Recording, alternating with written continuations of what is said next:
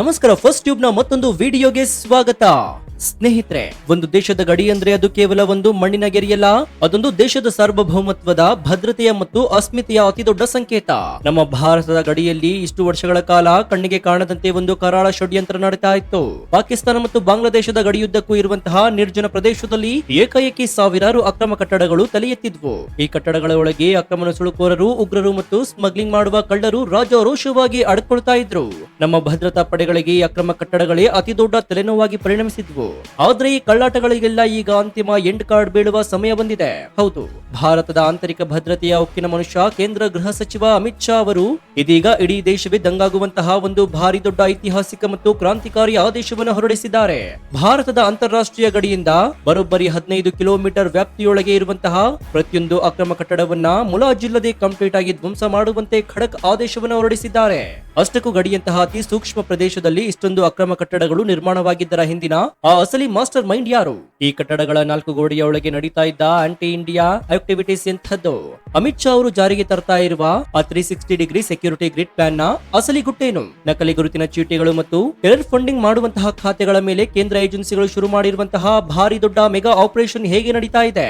ಬನ್ನಿ ಇವತ್ತಿನ exclusive detail report ನಲ್ಲಿ ಗಡಿಯಲ್ಲಿರುವಂತಹ ದೇಶದ್ರೋಹಿಗಳ ನಿದ್ದೆಗೆಡಿಸುವ ಈ ಡೆಮೋಲಿಷನ್ ಡ್ರೈವ್ ನ ಪ್ರತಿಯೊಂದು ಗುಟ್ಟನ್ನ ಎಳೆಯಾಗಿ ಬಿಚ್ಚಿಡೋಣ.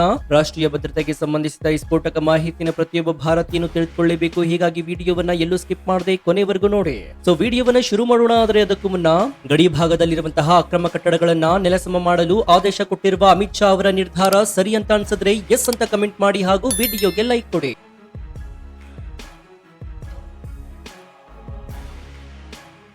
ಇತ್ತೀಚೆಗೆ ಗೃಹ ಸಚಿವ ಅಮಿತ್ ಶಾ ಅವರು ರಾಜಸ್ಥಾನ ಮುಖ್ಯಮಂತ್ರಿ ಭಜನ್ ಲಾಲ್ ಶರ್ಮಾ ಗಡಿ ಭದ್ರತಾ ಪಡೆಯ ಅಂದ್ರೆ ಬಿಎಸ್ಎಫ್ ನ ಮಹಾನಿರ್ದೇಶಕರು ಮತ್ತು ಗಡಿ ಜಿಲ್ಲೆಗಳ ಜಿಲ್ಲಾಧಿಕಾರಿಗಳ ಜೊತೆ ಒಂದು ಬೃಹತ್ ಸಭೆ ನಡೆಸಿದ್ರು. ಜೈಸಲ್ಮೇರ್, ಬಾರ್ಮೇರ್, ಶ್ರೀ ಗಂಗಾನಗರ ಮತ್ತು ಬಿಕಾನೇರ್ ನಂತಹ ಅತಿ ಸೂಕ್ಷ್ಮ ಗಡಿ ಜಿಲ್ಲೆಗಳಲ್ಲಿ ನಡೀತಾ ಇರುವಂತಹ ಕಳ್ಳಾಟಗಳ ಕಂಪ್ಲೀಟ್ ರಿಪೋರ್ಟ್ ಅನ್ನ ಅಮಿತ್ ಶಾ ಅವರು ಪರಿಶೀಲನೆ ಮಾಡಿದ್ರು. ಈ ರಿಪೋರ್ಟ್ ನೋಡಿದ ತಕ್ಷಣವೇ ಗೃಹ ಸಚಿವರು ಗಡಿಯಿಂದ 0 ದಿಂದ 15 ಕಿಲೋಮೀಟರ್ ವ್ಯಾಪ್ತಿಯಲ್ಲಿ ಬರುವಂತಹ ಎಲ್ಲಾ ಅಕ್ರಮ ಕಟ್ಟಡಗಳನ್ನ ತಕ್ಷಣವೇ ಧ್ವಂಸ ಮಾಡಿ ಅಂತ ಡೈರೆಕ್ಟ್ ಆದೇಶವನ್ನು ಕೊಟ್ಟಿದ್ದಾರೆ.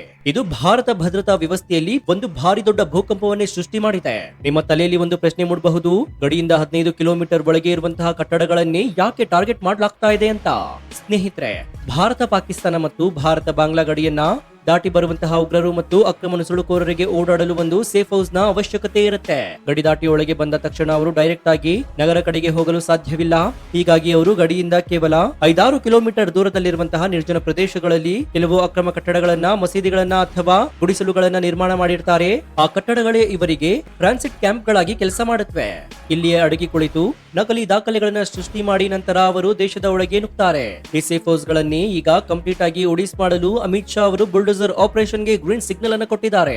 ಕೇವಲ ನುಸುಳುಕೋರರು ಮಾತ್ರವಲ್ಲ, ಈ ಅಕ್ರಮ ಕಟ್ಟಡಗಳನ್ನ ಅತಿ ಹೆಚ್ಚು ಬಳಸಿಕೊಳ್ತಾ ಇರುವುದು ಪಾಕಿಸ್ತಾನ ಗುಪ್ತಚರ ಸಂಸ್ಥೆ ಐಎಸ್ಐ ಬೆಂಬಲಿತ ಡ್ರಗ್ಸ್ ಮಾಫಿಯಾ.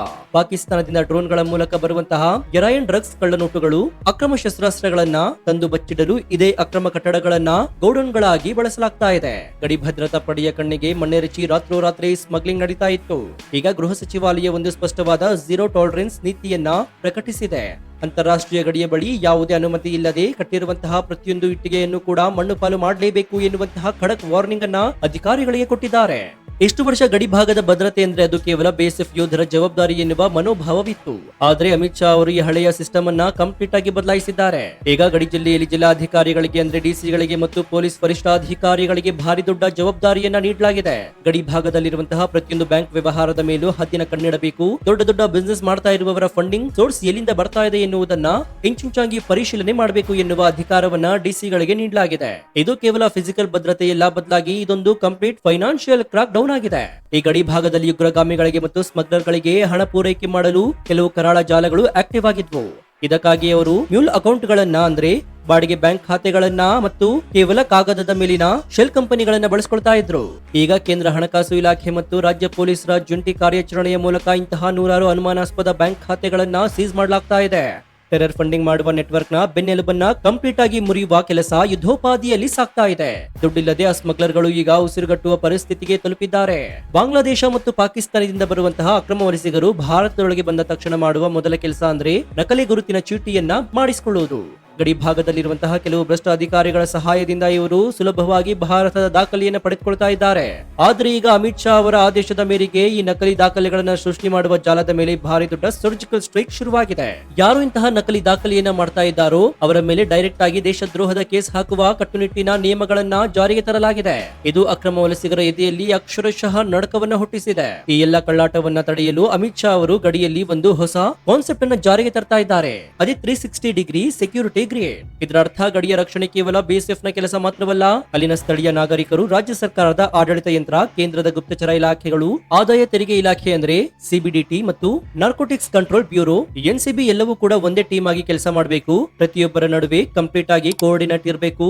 ಯಾವುದೇ ಒಂದು ಸಣ್ಣ ಮಾಹಿತಿ ಸಿಕ್ಕರೂ ಕೂಡ ಇಡೀ ಗ್ರಿಡ್ ಆಕ್ಟಿವ್ ಆಗಬೇಕು. ಶತ್ರುಗಳ ಹೆಡೆಮುರಿಯನ್ನ ಕಟ್ಟುವಂತಹ ಅತ್ಯಂತ ಬಲಿಷ್ಠವಾದ ವ್ಯವಸ್ಥೆಯನ್ನ ಈಗ ಗಡಿಯಲ್ಲಿ ನಿರ್ಮಾಣ ಮಾಡಲಾಗ್ತಾ ಇದೆ.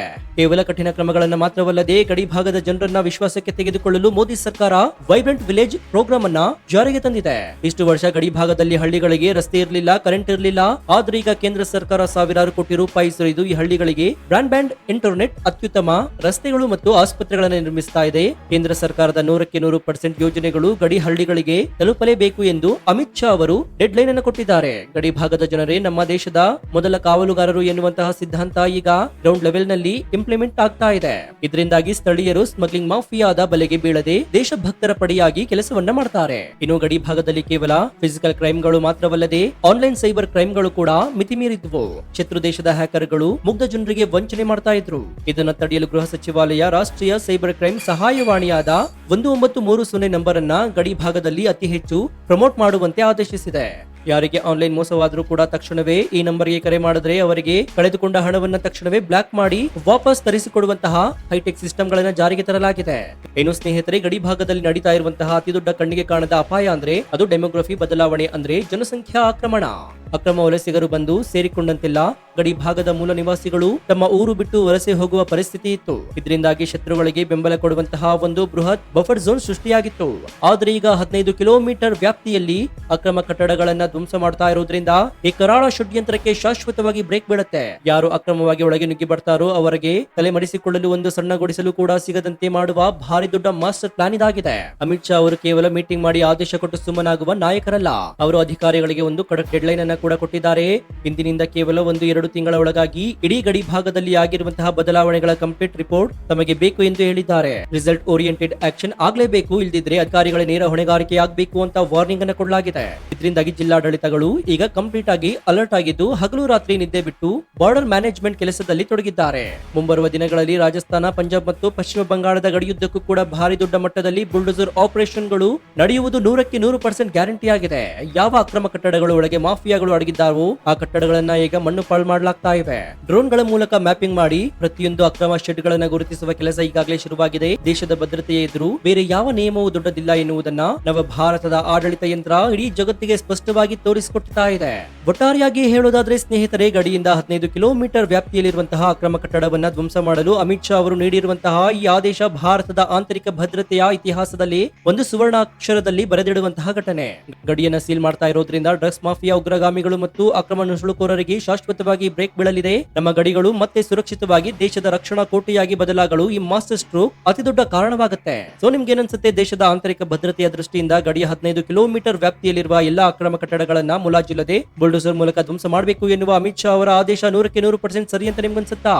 ಈಗಲೇ ನಿಮ್ಮ ಅತ್ಯಂತ ಪ್ರಮುಖವಾದ ತಾರ್ಕಿಕ ಲೆಕ್ಕಾಚಾರ ಮತ್ತು ಪ್ರಾಮಾಣಿಕ ಅನಿಸಿಕೆಯನ್ನು ಕಮೆಂಟ್ ಬಾಕ್ಸ್ ನಲ್ಲಿ ತಪ್ಪದೇ ತಿಳಿಸಿ ಮುಕ್ತವಾಗಿ ಚರ್ಚಿಸೋಣ. ಭಾರತದ ಆಂತರಿಕ ಭದ್ರತೆಯನ್ನು ಎತ್ತಿ ಹಿಡಿಯುವ ಈ ಸ್ಫೋಟಕ ರಿಪೋರ್ಟ್ ಇಡೀ ಭಾರತಕ್ಕೆ ತಲುಪುವಂತೆ ಹೆಮ್ಮೆಯಿಂದ ವಿಡಿಯೋವನ್ನು ನಿಮ್ಮ ವಾಟ್ಸ್ಆಪ್, ಫೇಸ್ಬುಕ್ ಗ್ರೂಪ್ ಗಳಲ್ಲಿ ಮರೆಯದೆ ಶೇರ್ ಮಾಡಿ. ಇದೇ ರೀತಿ ಆಡಳಿತಾತ್ಮಕ ಬದಲಾವಣೆಗಳು, ರಾಷ್ಟ್ರೀಯ ಭದ್ರತೆ ಮತ್ತು ಜಿಯೋ ಪೊಲಿಟಿಕ್ಸ್ ನ ನಿಷ್ಪಕ್ಷಪಾತ, ತ್ವರಿತ ಮತ್ತು ಅತ್ಯಂತ ಡೀಟೇಲ್ ಆದ ರಿಪೋರ್ಟ್ಗಳಿಗಾಗಿ ನಮ್ಮ ನೆಚ್ಚಿನ ಫಸ್ಟ್ ಯೂಟ್ಯೂಬ್ ಚಾನಲ್ ಅನ್ನು ಈಗ ಸಬ್ಸ್ಕ್ರೈಬ್ ಮಾಡಿಕೊಂಡು ಪಕ್ಕದಲ್ಲಿರುವಂತಹ ಬೆಲ್ ಐಕಾನ್ ಅನ್ನು ಪ್ರೆಸ್ ಮಾಡಿ. ಇದರಿಂದ ನಾವು ಹಾಕುವ ಹೊಸ ವಿಡಿಯೋಗಳ ನೋಟಿಫಿಕೇಶನ್ ಮೊದಲು ನಿಮಗೆ ಸಿಗುತ್ತೆ. ಮತ್ತೊಂದು ಸ್ಫೋಟಕ ದೇಶ ವಿರೋಧಿಗಳ ನಿದ್ದೆಗೆಡಿಸುವ ವಿಡಿಯೋದೊಂದಿಗೆ ನಿಮ್ಮನ್ನ ಭೇಟಿಯಾಗ್ತೀವಿ. ಅಲ್ಲಿಯವರೆಗೂ ಎಚ್ಚರದಿಂದ ಇರಿ, ನಮ್ಮ ದೇಶದ ಭದ್ರತೆಯನ್ನು ಬೆಂಬಲಿಸಿ. ಇದಾಗಿತ್ತು ಈ ಕ್ಷಣದ ವಿಶೇಷ. ನೋಡ್ತಾ ಇರಿ ಫಸ್ಟ್ ನ್ಯೂಸ್ ಕನ್ನಡ. ಧನ್ಯವಾದ.